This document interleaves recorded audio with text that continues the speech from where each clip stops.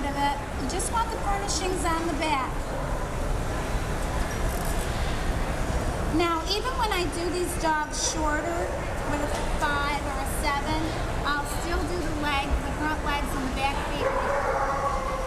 It just is, the 7 is just too short. There's a hound dog over there. Ricky Bowen most of his game. He's running around. Now, who remembers where you start your line of your skirt on the side of the dog? Where at on the rib cage?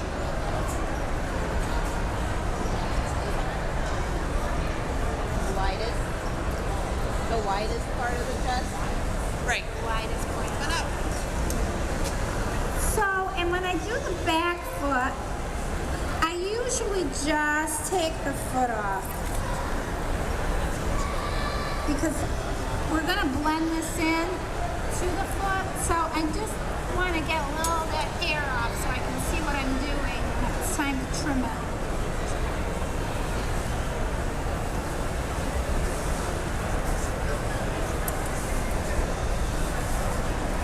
Now, because we really want a nice clean shoulder, I'm just going to switch to my 7.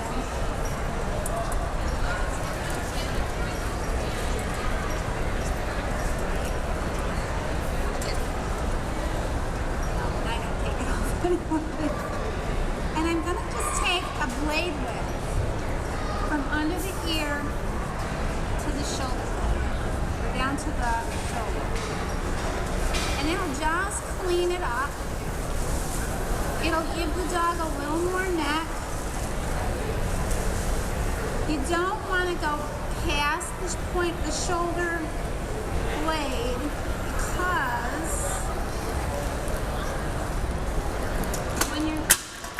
she's breaking them. I was waving hi to Clayton, sorry. When you're looking at them from the front, you want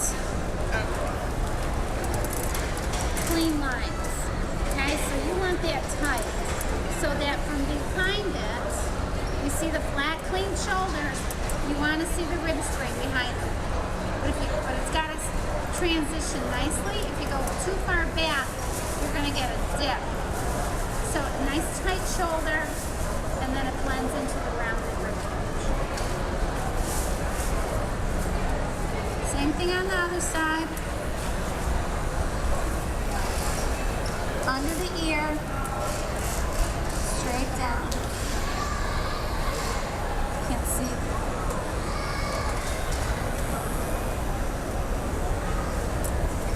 I'm using the 7FC right now.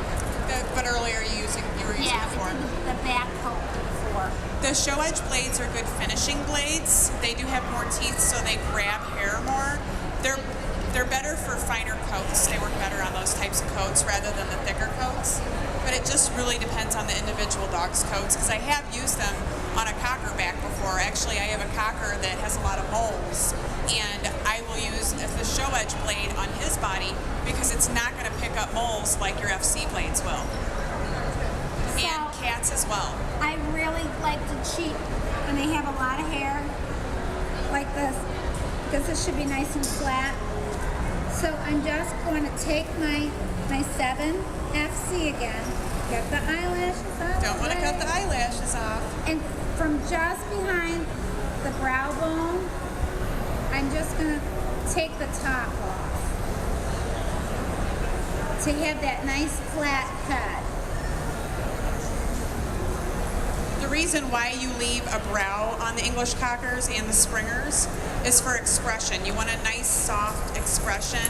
Not a lot of times I've seen groomers reverse a 7 blade on the entire top of the head, and that really takes away from the softness and the expression of the dog, and it pinches their head too. Yeah. Then you want a definite definition between where the head and the neck meet. This little indent here. You're holding the head. Take your thumb and slide the whole skin area forward, and then just finish that line up. Then then when you slide it back, it's there. And all we'll have to do when we're done is just touch it with the thinning shears to blend it in. So that's our clipper work for the most part. The next thing I would do is I would take my carding knife.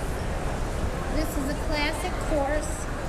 It's just meant for pulling out dead undercoat. And I would go over the entire dog, including the top of the head. It helps stimulate hair growth. It pulls out undercoat. You want to make sure that you lay it flat on the skin so you don't scrape their skin. And you want to hold the skin semi-tight. Otherwise, it just goes with it. The reason why she's doing this is to help preserve some of the shine and color in your dog's coat. A lot of times you'll see the black springers or your black cocker spaniels that have lost their shine and they're kind of dull. Well, this will help bring their shine back because you're clearing some of the dead skin or the dead hair and the clipped hair out from the skin, and you're allowing the skin to breathe and to promote new growth as well. It pulls out a lot of the undercoat. It's going to help us get the furnishings to lay nicer.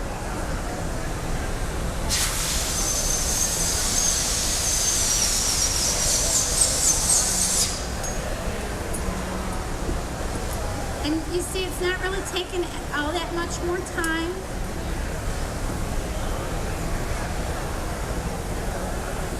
It's going to help keep our black areas black.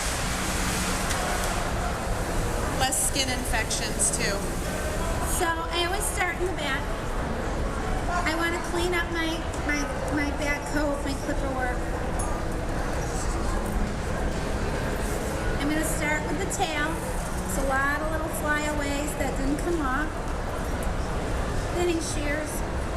She's using the Jody Murphy thinning shears. How many teeth are in those? 56. 56 tooth. So those are meant for extreme fine blending. And I use them for everything, pretty much.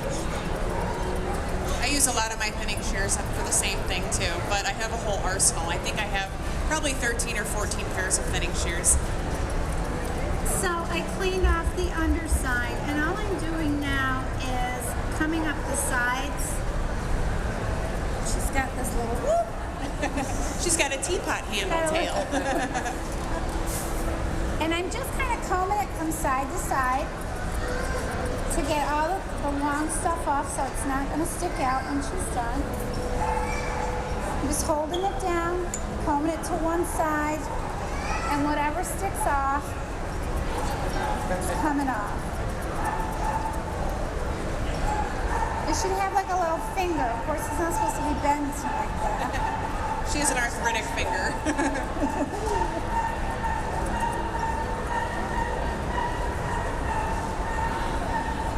Then I'm just going to blend my lines. Now her hair lays really nice, so I don't need to do a lot. But you want to nick out a little bit in here to show this area, the angle of the pelvis bone. This will also help show off her tail set as well.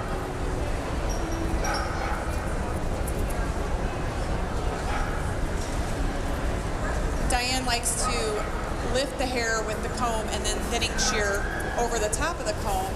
It helps make more of a natural appearance. And I gotta tell you, I love these Greyhound combs for that.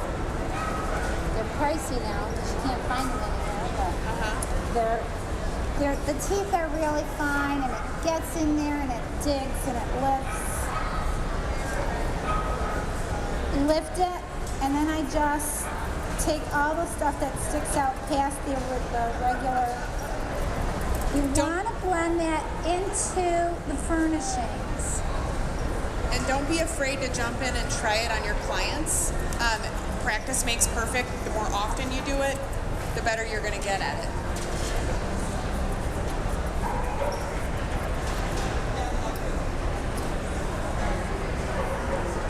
We want to continue to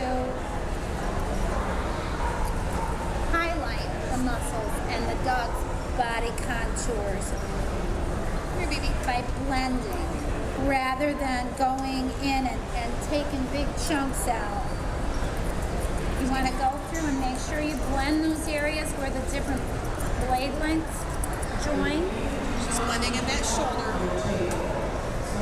So she's connecting the 7 that she took on the shoulder to the 4 that she used on the body. Alright, once we get all that done, we want to clean this area up. Oh, E.